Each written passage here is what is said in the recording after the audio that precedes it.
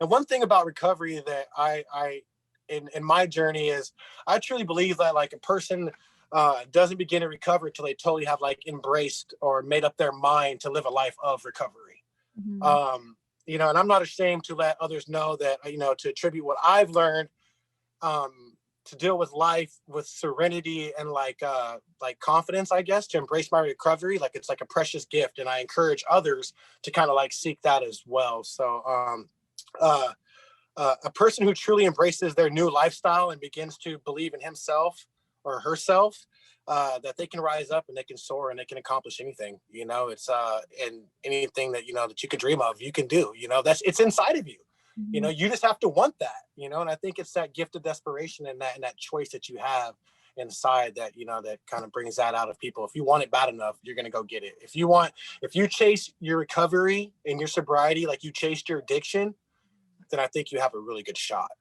So, Yeah, that's amazing. Is there anything that happened in treatment that really clicked that light bulb for you that was like, yes, this recovery is going to be my life. Like, I'm not going back. I'm in this now. uh, well, I'll be honest with you. The first 2 weeks of treatment, I could not stand it. I was thinking to myself, I'm like, what are you doing here, bro? Like, why are you here? Like, I'm thinking of like the program and coffee and cigarettes and all this. The first 2 weeks for me was really like, because I'm kind of a stubborn person, like the first 2 weeks, I was like, this sucks. Like, I do not want to be here. Like, I have chores. I have to make my bed. I have to do roll call. Like, I have to do homework. I'm like, I'm not here to learn how to make my bed, bro. Like, I know how to make my bed. Like, oh, you're going to dock me a point because my bed wasn't made? Okay, whatever. Like, I did not agree with any of it, and even some of the aspects of like the counselors and stuff that had a piece of paper that allowed them to diagnose me and to tell me how I felt about something when they had never experienced addiction kind of rubbed me the wrong way in the beginning. And I literally, they talk about the spiritual awakening. And I literally had one of those in treatment. I'm 2 weeks in, I'm sitting there and I'm thinking, I'm like, this sucks. And then I kind of had this thought. I was like, well, what if you actually, I guess what led up to it was I started learning about the disease. And I started learning why I thought that I was just had like some immoral party animal in me or something. That's why I drank and why I used. It wasn't that. It was because I had a disease, and I started getting a hold of these facts that the mental health side of it, and the hereditary side of it, and just getting a grasp on the addiction itself. I started to like kind of soak that up as a sponge, and I think it just kind of started to get to me. I was like, what if you take this really seriously? Like, what could you possibly accomplish if you take this thing seriously? It's like you go 150 miles an hour in your addiction, Why not go 150 miles an hour in your recovery? Mm-hmm. Like, why not do that, right? So I had a buddy of mine. We both graduated out of the same class. He's still sober by the grace of God. We hold each other accountable and all that jazz. And he he's one of those guys that knows the good book, the Bible, front to back, upside down, hanging by his toes. Like, he can say any scripture to you. And one day he said he wanted to do this, it was like a warrior prayer or something. And let me tell you this, I've never been really big on a higher power. I was always that guy who was blaming my higher power for everything that had happened to me. Like, you made me this way. You took my father away from me. You did this. I was always playing that blame game with him. Like, I would blame him one day, and then the next day I would be praying selfishly to him. Like, oh, please let this DUI go away. If you get me out of this DUI, I swear I'll never drink again. Like, stuff like that. Oh, I was late for work today. Please don't let me get fired. Like, I was praying for all the selfish reasons. Like, I was never that close to God, or higher power, however you want to say that. And he said a prayer for me. And there was this story about, so there was a kid that was in treatment, and he had won most improved for that week, and they had given him, he had his choice to pick something, and he picked a life recovery Bible, which I have right here. I don't know if you can see that or not. I still have the Bible. And this kid, he was doing so well, but I guess he just couldn't deal with it. And we woke up one morning and the kid was gone. And we're like, where did he go? And he left this Bible. And my friend had given him this Bible, right? And he told me, he's like, you know what? He's like, I want to give this Bible to you. And I was like, I don't really believe like, da, da, da. He's like, well, you're going to have to. He was like, so let's do this prayer. So he gave me this Bible. And that's kind of where my spiritual awakening happened was we did a prayer. I remember my counselor had given me a piece of paper and it had 12 things on it. And he said, highlight 4 things. And then I want you to say them, every single day. And I said, okay, all right. So I went up to my room one day and this Bible, I slowly started getting back into it. And the Bible was sitting on my bed. And I was reading these things on that piece of paper. And what ended up happening was I looked over at the Bible and I'm like, I said, you know what? I said, I'm going to ask him to take all of this because I can't do this by myself anymore. Like, I'm not capable of shaking this. I'm going to need a higher heart. I'm going to need something else, and this is before I even got involved in the program, and sure enough, man, I picked up the Bible and I said a prayer. I don't even know what I really said. I just kind of asked him like, yo, please help me, guide me through this. Like, please take away this and, help me. I'm yours. Do with me what you will type of prayer. I'm on my knees and I felt like this just weight come off my body. Like it was literally like one of those types of experiences where I was like, whew, and I felt like this release and I felt him there all of a sudden. It was weird. It's almost like someone knocking at your door for 27, 30, 40 years and you open the door, but you don't let them in. You just slam the door in their face, type deal. So like finally I opened the door and he's standing there and he's looking at me and he's like, I've been here all along. I've just been waiting on you. And I'm like, wow. And I broke down. I cried for about 20 minutes. I cried my face off on my knees. I cried. And that was the spiritual awakening that I had. And I realized that I didn't have to do this alone.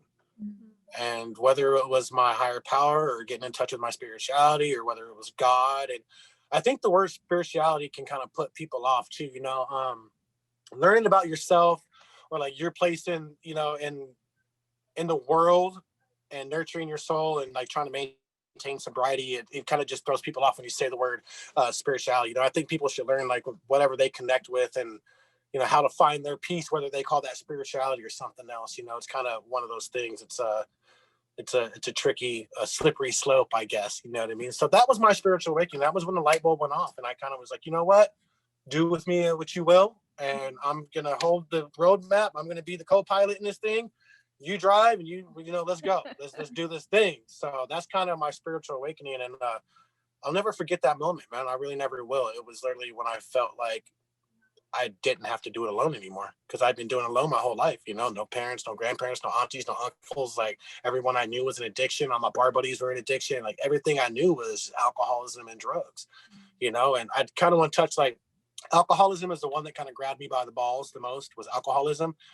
But I've done my fair share of everything, like I was addicted to crack cocaine for 2 years. I sold regular, cocaine or whatnot. I'm sorry if I said that. I don't really like to say those words, but I sold it for 2 years. So I've been addicted to many different substances. Like I had a period of time in my life where I was the club kid and I had ketamine and ecstasy and Molly and like all this stuff. Like I was the man. It was a one-stop shop. So I got addicted to that at some point in my life too, going to the clubs and listening to the and staying up for 5 days. And so like I've had this like, it was like whatever my addiction needed at that time, I was feeding it.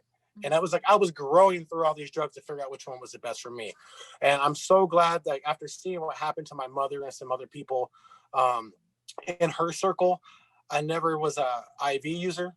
I just didn't like the way it looked. And I didn't, I'd see my mother nod off in the corner and go grab the grocery store and stuff. And I'd have to like hit her and be like, hey, what are you doing? I'm like, wake up. And she's like, oh, I'm awake. And I just didn't like that. But I lied to myself for a long time saying, what's that? I said it could be a yet.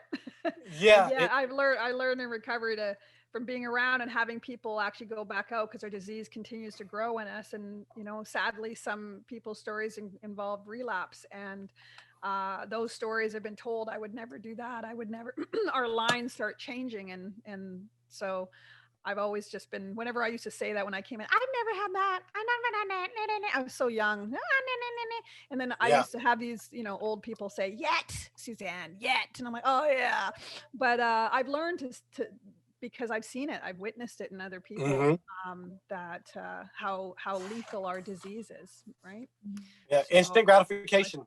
yeah, right. Yeah. I know. I always laugh. I say I can't even play a game of Yahtzee.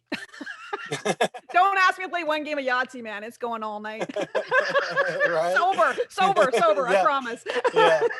I have that addictive personality. I just found, healthy outlets to be able to, nurture my addiction, I guess. Anyways. Yeah. I love how you were sharing about your spiritual connection, and we had somebody else on the podcast say, he called it surrender, and I thought that was so good because some people get so scared away in regards to spirituality and higher power and God.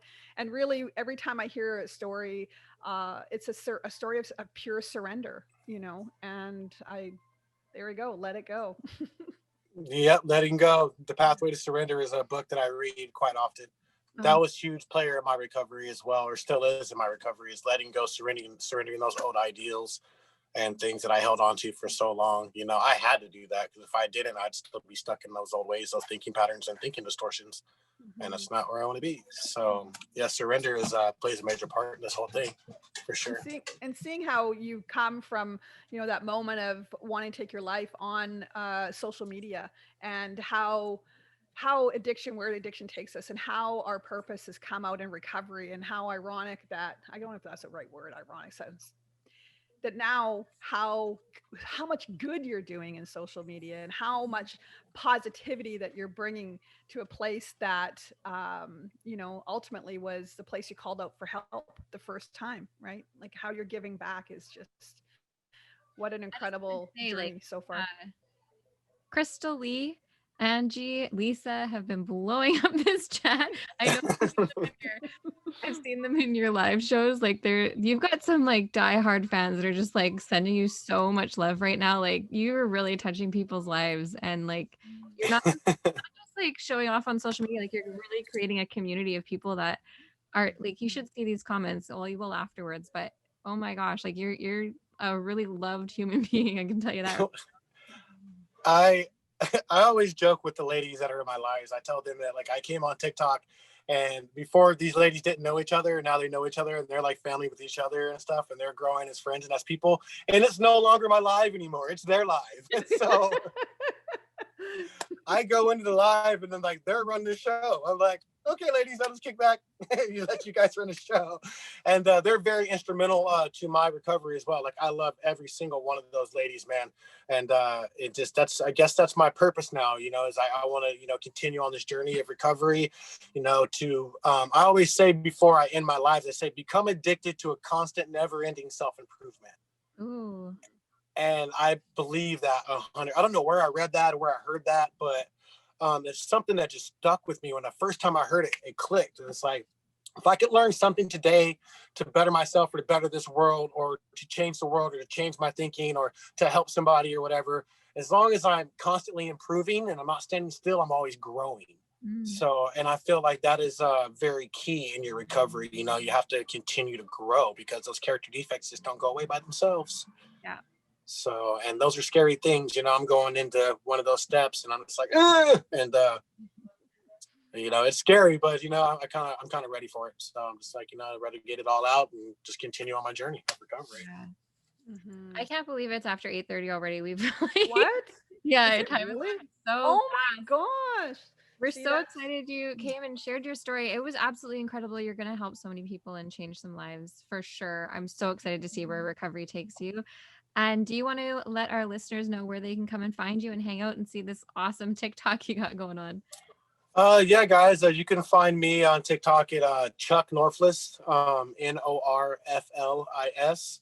or you can follow me on Facebook. It's Christian Chuck Norflis. I post content daily.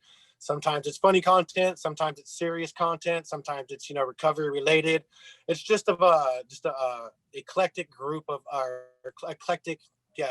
group of videos and things that I do. I kind of try to grab onto what I feel at the moment or what somebody might need, or I get an inspiration from a video that I might seen. So come join Chuck Norflis' TikTok and just stay in the middle of recovery and continue to grow as a person and as an individual and just be better.